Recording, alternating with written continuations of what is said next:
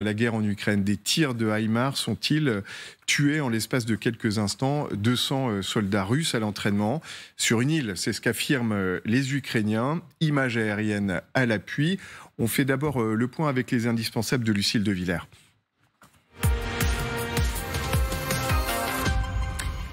Bonsoir Lucille. Bonsoir Emmanuel, bonsoir à tous. Alors, des tirs de HIMARS sur une île près de la Crimée en mer Noire. Que s'est-il passé précisément?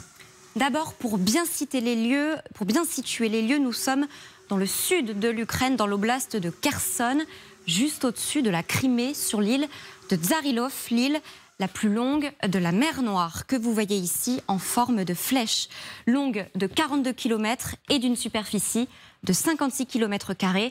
Seul un petit détroit la sépare du continent. Eh bien, vidéo à l'appui, l'armée ukrainienne affirme avoir mené une frappe contre des positions russes quelque part sur cette île. Regardez ces images publiées par le Centre national de résistance ukrainien. Celle-ci, la vidéo dure en tout 1 minute et débute avec 7 vues aériennes. Visiblement, un drone ukrainien est en repérage au-dessus de la zone. L'image se coupe. À ce moment-là, le drone semble détecter l'ennemi près de ce bosquet. Arrêtons-nous un instant pour mieux visualiser ce qu'il se passe. On distingue d'abord une dizaine de soldats, a priori des Russes, à plusieurs endroits, ici et à gauche de la vidéo, par ici. Que font-ils? Nous ne le savons pas. On ne sait pas non plus s'ils sont armés. Et on distingue ensuite ce camion, visiblement à l'arrêt, peut-être un camion de transport de troupes, mais il est difficile de l'affirmer. L'image se coupe à nouveau, puis reprend visiblement à un autre endroit. À ce stade, le drone poursuit son repérage et cette fois, on aperçoit une dizaine de soldats. Ils se tiennent en rang, ce sont ceux-ci. 5, peut-être 6 autres hommes regroupés à gauche se tiennent également en bas. Deuxième formation russe détectée d'après l'armée ukrainienne. Mais il est impossible de vérifier s'il s'agit ou non des mêmes soldats que lors de l'image précédente. Puis les images s'enchaînent. 3e position détectée, près de ces arbres, toujours selon l'armée ukrainienne. Au bord de cette plage ensuite, une dizaine d'hommes. C'est la 4e position détectée. Et enfin, une 5e position est détectée près d'autres bosquets. Alors à ce moment-là, on est schématiquement à la moitié de la vidéo.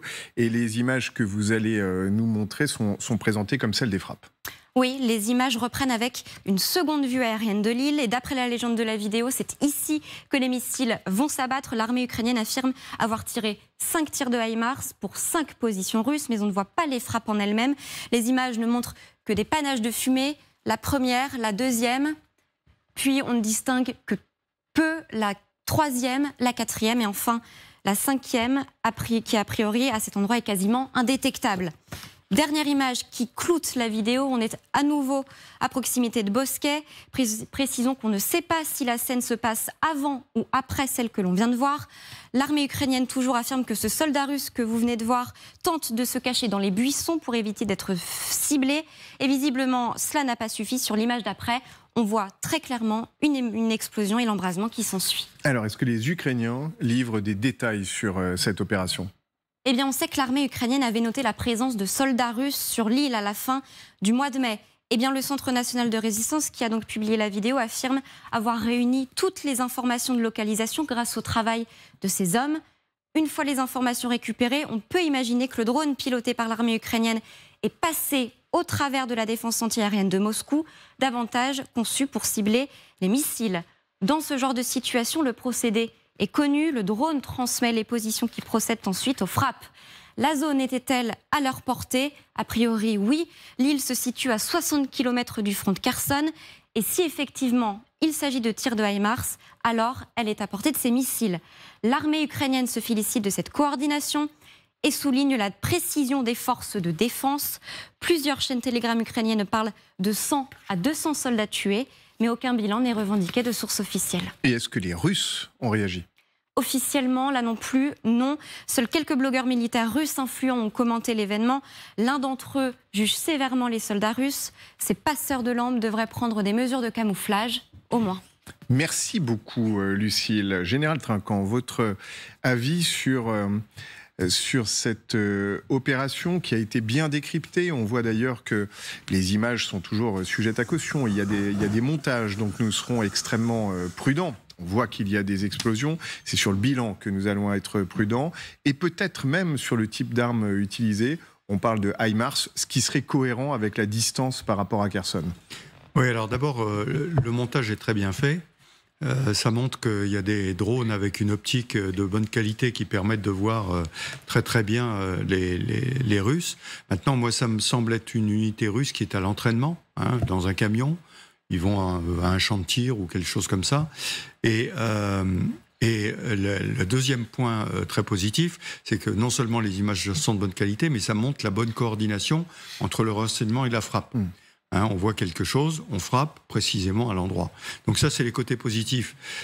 Moi, effectivement, je doute un peu pour Alors, la distance, évidemment, est dans le sens d'un HIMARS, mais ça fait cher payer quand même. Hein.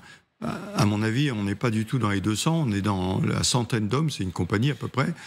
5 HIMARS. Un HIMARS, c'est 200 000 $. Hein.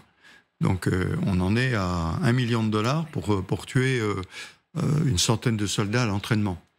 Voilà. Mais enfin, on apprécie toujours la qualité de votre analyse. 100 ou 200 soldats, enfin, c'est un bilan qui est quand même très, très important. Alors vous dites que ça n'est pas tactiquement important d'aller... Non. Mais non, on est en train de parler dans l'offensive de milliers de soldats.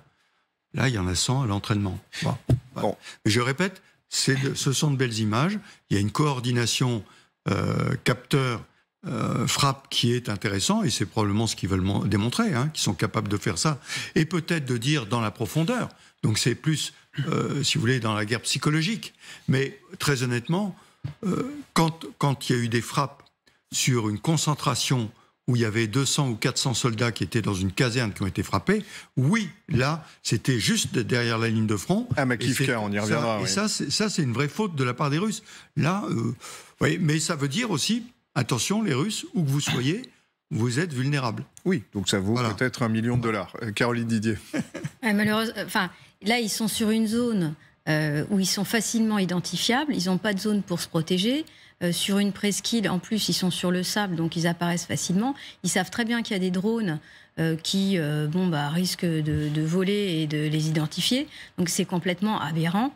Alors qu'il y ait 200 ou 100 soldats qui aient été identifiés et touchés, on se demande comment l'état-major russe peut les laisser comme ça, si vulnérables.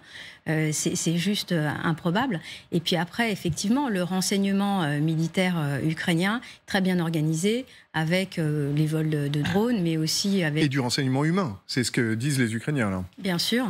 Qui permet effectivement de coordonner l'information avec la frappe. Mais d'un autre côté... Sans renseignement, vous avez un drone qui survole et qui vous donne les points d'identification des militaires et la frappe, dans les 2 minutes, elle se fait. Donc, de toutes les façons, c'est quand même une grosse erreur des Russes d'avoir laissé leurs hommes comme ça, si facilement identifiables. C'est juste aberrant, quoi. Alors, les Russes qui parlent peu de cette opération, hein, Denis. Oui, effectivement. D'abord, il faut revenir sur cette manque de communication quelconque de la part de la Russie, car avant, notamment quand on a eu le cas du frappe de Makivka, on a eu quand même presque tout de suite la communication officielle, toutes les critiques qui allaient vers l'état-major russe. Ici, il faut quand même bien nuancer des choses. Depuis peu, quand on a Igor Strelkov, Girkin qui a été arrêté, je me rappelle, c'est lui qui est responsable de la chute de l'avion Boeing sur le Donbass, il y a quelques années. Donc il était arrêté à Moscou, pas pour cet accident avec le MH17, mais pour avoir critiqué Poutine, pour avoir critiqué l'état-major. Donc maintenant, il y a beaucoup moins de critiques qui va vers l'armée russe parmi les oui, on entend beaucoup moins les 1000 blogueurs, hein, comme on les appelle, ces blogueurs militaires russes qui ont souvent la dent dure contre l'état-major russe lui-même. Là, aujourd'hui, vous n'avez pas vu beaucoup de réactions on a eu 2 ou 3 communication de la part de mes blogueurs, mais ils ont été vite arrêtés, tout ça pour nous dire qu'effectivement il y a un certain verrou qui a été posé par les ministères de la Défense. On ne sait pas encore, mais ce qui est aussi intéressant, qu'on n'a pas eu pour l'instant des signes quelconques de la réaction des parents de ces victimes. On a vu ça tout de suite dans d'autres cas de frappe, donc beaucoup de prudence sur ces frappes. On ne sait pas du tout le nombre. Très prudent. C'était beaucoup utilisé pour également les propagandes ukrainiennes. Et on reste très, très prudent, bien entendu, ne serait-ce que parce que les images ne permettent pas, mais ça, nos téléspectateurs l'ont compris, d'établir directement le nombre de victimes. On voit très clairement à la fois ces hommes russes et puis les explosions, ce qui ne permet pas de relier forcément les deux entre Jean-François Boutard. Ma réaction, c'est que je suis d'accord avec le général Trinquant, même en n'étant pas du tout militaire, mais quand je vois ça, je me dis, bon, quel intérêt réel, parce que tactiquement ou stratégiquement, c'est pas un lieu sur lequel les Ukrainiens tirent un intérêt ultérieur. C'est pas un nœud ferroviaire, c'est pas un stock de munitions. C'est effectivement un certain nombre d'hommes. Moi, j'ai du mal, à partir des images qu'on voit, à penser qu'il y en aurait 200. Je sais pas, je peux pas en dire. Là, les rassemblements des gens. Voilà, alors, oui, là, ce sont des petits groupes qui oui, mais d'accord, mais sur différentes zones. Ils sont annoncés étant 200 quand même. C'est quand même une erreur stratégique de la part des Russes de s'exposer comme ça et laisser. Non, mais d'accord. Mais on peut se demander, à part l'effet psychologique. Qui est de montrer aux Russes que n'importe où ils sont, on peut les toucher. C'est ça, peut-être. Mais sinon, je ne vois pas très bien... Les images sont assez extraordinaires quand même, parce que on est en 2023, mais enfin, ils ont filmé une intervention qui réapparaît sur les chaînes occidentales, où il y a effectivement une intervention qu'on ne voyait pas avant, et c'est quand même phénoménal. Et en termes d'action positive au niveau des militaires ukrainiens, qui sont quand même sur l'offensive et sur des zones compliquées, obligatoirement, ça les galvanise. C'est intéressant, les images, l'optique qui prend ça. Il faut savoir, je ne sais pas si vous vous souvenez de l'affaire qu'il y avait eu au Mali, justement, où un drone français avait filmé. Et en fait, pendant longtemps, l'état-major français n'a pas voulu montrer les images. Parce qu'en fait, quand vous montrez les images, des spécialistes arrivent à vous décrypter quel est l'engin qui a pris, etc. etc. Et donc, là, ils se sont abstraits de ça, les Ukrainiens. Donc, ça veut dire qu'ils ont un intérêt stratégique, d'une certaine façon, en disant... regardez, où que vous soyez, on va vous taper dessus. Mais ça veut dire qu'ils donnent des billes aux Russes sur la façon qu'ils ont de traiter les cibles.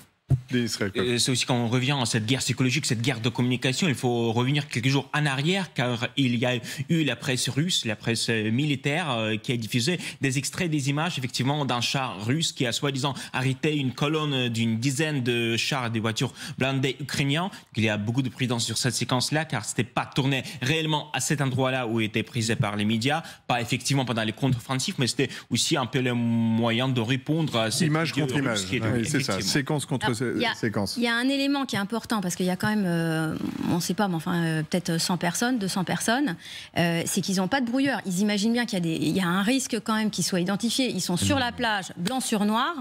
Donc voilà. Non, mais attendez. Et le brouillage ne marche pas. Non, mais si c'est un HIMARS, ça sert à rien. Non, on parle du drone. Non, mais le brouillage des drones, mais on peut pas mettre du brouillage des drones sur toute la zone. C'est pas possible.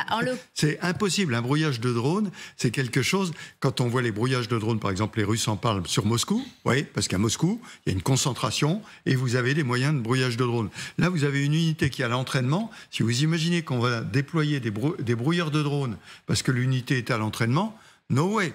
Les brouilleurs de drones, ça sort pas comme ça. Les brouilleurs de drones, c'est quelque chose d'extrêmement... Une zone, c'est extrêmement compliqué à brouiller. Sur des multicoptères. Sur des multicoptères. Là, sur la caméra, sont des drones qu'on peut imaginer en multicoptère. C'est pas des drones avions. Là, il peut y avoir un brouillage. Il y a une vue longue, il est très loin, le drone, hein. Il est très très loin. Et surtout que c'est un drone qu'on peut dire que c'est un drone militaire. C'est pas des drones qu'on a vu utiliser notamment par des unités de renseignement. Là, on voit des images effectivement des petits drones. Là, ils volent assez haut. C'est à peu près une centaine de mètres. Alors, vous nous apprenez beaucoup de choses sur les drones et on vous en remercie. Bien sûr, on va revenir malgré tout, notamment sur les HIMARS. On a l'impression, en général, que ces HIMARS dont on a tant parlé au début du conflit étaient moins utilisés ces derniers temps. Alors, je rappelle, mais nos téléspectateurs le savent, ce sont des lance-roquettes multiples avec la possibilité d'envoyer 6 missiles. D'ailleurs, il y a 2 types de munitions avec 2 portées possibles, 80 km ou 300 km. Là, ça ne change rien. Sur le même lanceur. Voilà, sur le même lanceur. Pourquoi a-t-on peu parlé de HIMARS ou peut-être peu utilisé les HIMARS sur le front ces derniers temps. Non, mais il a été utilisé. Mais le HIMARS, si vous voulez, c'est un engin qui coûte cher, qui va loin. Alors, plus loin encore, vous avez le Storm Shadow et le Scalp. C'est utilisé de façon stratégique. Donc, comme vous le disiez, un dépôt de munitions, un dépôt de carburant, un PC, là, oui, vous allez utiliser les ponts.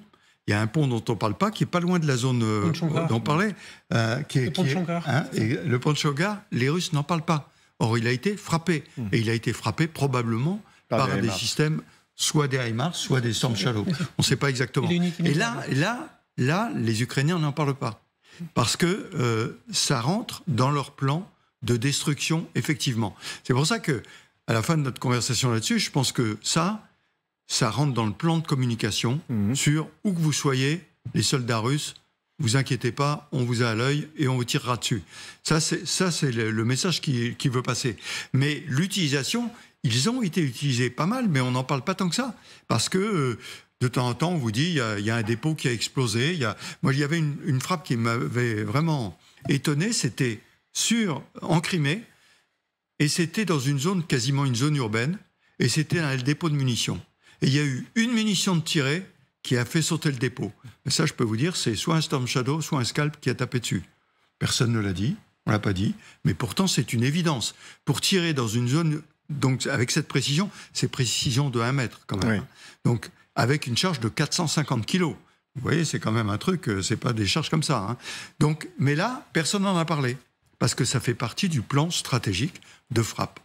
Alors, on revient, vous en avez tous fait mention au traumatisme sans doute des Russes. Denis Strelkov pourra nous le dire, c'est Makivka, c'est cette frappe dans la nuit du 31 décembre au 1er janvier avec des recrues par dizaines. Le bilan officiel des Russes, c'est 89 morts. Les Ukrainiens parlent de 400 victimes.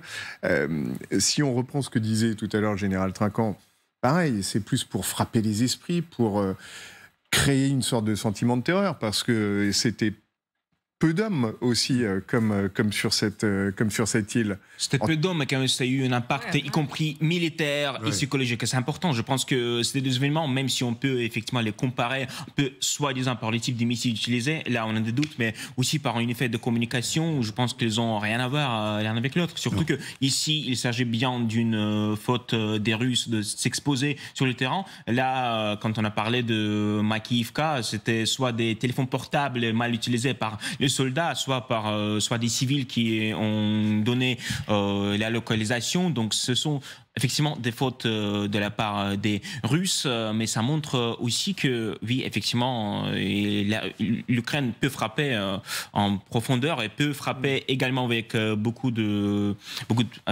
bien dans le but. Oui. Caroline Didier. L'importance aussi du renseignement qui remonte l'information, mais les rassembler à nouveau à un même endroit pour attendre un général ou... Enfin, moi, en l'occurrence, il y avait un événement là-bas. À Kremina, c'est quand même une faute militaire. Oui. On se souvient aussi des images de Kremina qu'on va revoir, où effectivement un général avait fait lambiner ses troupes pendant des heures. Voilà, on voit ces images de Kremina.